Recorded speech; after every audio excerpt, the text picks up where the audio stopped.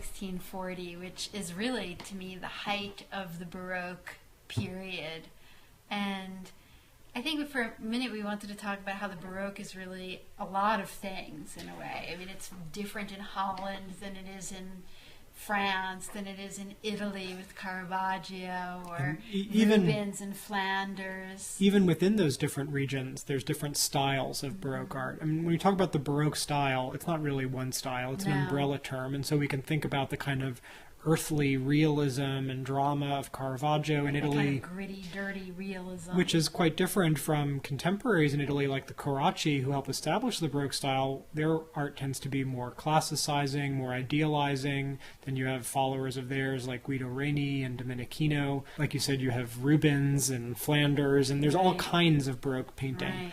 Poussin, who we're looking at here, he's working, as you said, at the height of the Baroque style, and in a way, his painting is very Baroque because, like other painters of the time, his work is very naturalistic, it's very classicizing, and maybe most importantly, it's very, very clear and organized and legible. I think that may be the sort of good, overwhelming term to think about it in terms of the church and the sort of mandate to create art during this period that is direct and that is legible and that really reaches its audience.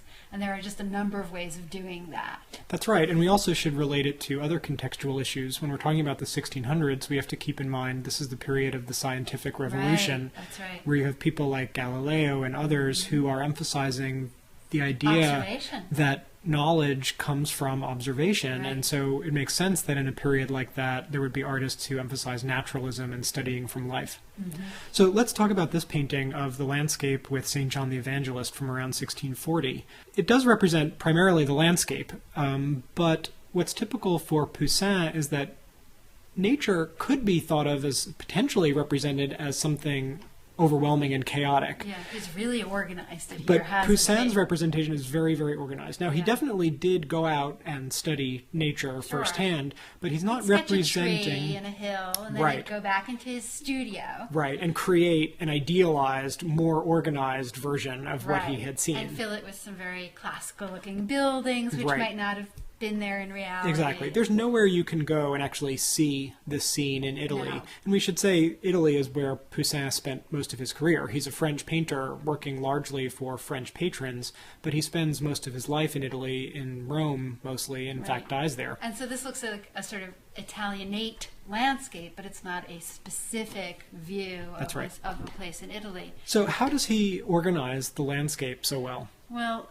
what I notice is that the figure is in the center and that our eye is drawn there by the trees on either side that sort of anchor the image and frame the figure. There's those areas of kind of architectural ruins also on either side of the figure. But he also seems to take our eye from the foreground and move it from place to place, providing lots of areas of interest. So in a way, just like our bodies might travel through the landscape, our eye kind of travels through this landscape, through back to the atmospheric perspective in the far background. What I like to say is that Poussin punctuates his space. That's a nice way to put he it. punctuates foreground, middle ground, and background very clearly. And giving us sort of places to rest That's at right. each point. And the foreground is marked by a pile of ruins and a bunch of trees. Then the middle ground also marked by a bunch of architecture and some landscape details. And then in the very distant background, again, the mountain and another group of architecture on the shoreline in the distance. And then he not only punctuates front, middle, and back, he also connects the dots. The meandering hillside and path leads us directly from the figure of John the Evangelist straight into the middle. And then that hillside points like an arrow towards the distant background on the far left. And so we not only have a clear sense of depth and space marked out emphatically, he also, as you said, leads our eye through that space. In this case with the hillside and path, in other paintings maybe with a meandering stream or a shoreline. I mean, in a way, I think these kinds of landscapes become a kind of formula for landscape painting for quite some time. Mm-hmm. We could also point out he uses things like the repeating diagonal line and the alternating light and shadow to give a sense of rhythm and regularity as well to the painting. So there's a real keen sense of a landscape that's highly organized and structured. Very legible. Mm-hmm. We can see the same kind of approach even in a non-landscape painting. This is an urban scene. This is the rape or kidnapping of the Sabine women from 1635. This is a great story. It's a great story, and this particular painting is at the Metropolitan Museum and is a really interesting representation of the story.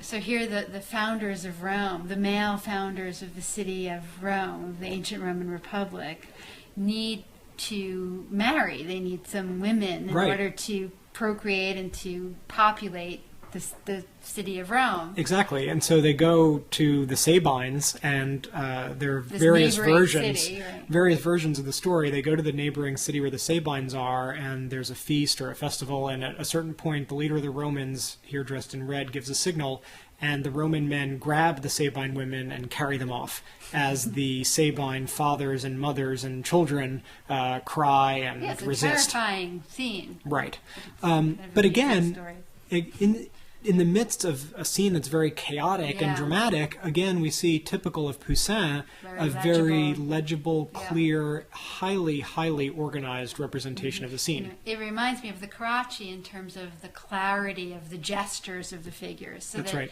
right. You look at the woman in blue on the left, pushing away and reaching up and struggling. The woman just to the right in a very similar position. Mm-hmm. It's sort of poses that don't look so much exactly like what it would have looked like at this moment, but poses that sort of symbolize, in a way, a kind of struggle. Mm-hmm. If we took a snapshot of a real battle taking place, it wouldn't look anything like this. With women being raped and carried off, that's right. It would not look like this. Is much more organized. And just like the landscape, he's marked out clearly front, middle, and back with large accumulations, large pieces of architecture. And then also, just like the landscape we saw, he leads your eye in the direction he wants it to go. So we have this line of figures, a kind of frieze of figures right across the front of the picture plane, typical for most of his paintings. And then notice how that on the right curves around and into the background, where our eye is led to the large building in the middle. And then our eye is also drawn to the distant background, because that's the only other place left to look. And there's even a figure of a soldier right in the middle of the painting who's pointing. And so he makes you look in that direction. It's intensely organized and sort of controlled in a way. Yeah, and a sense of regularity and organization is also given by the repeating gestures. Look at that upraised hand.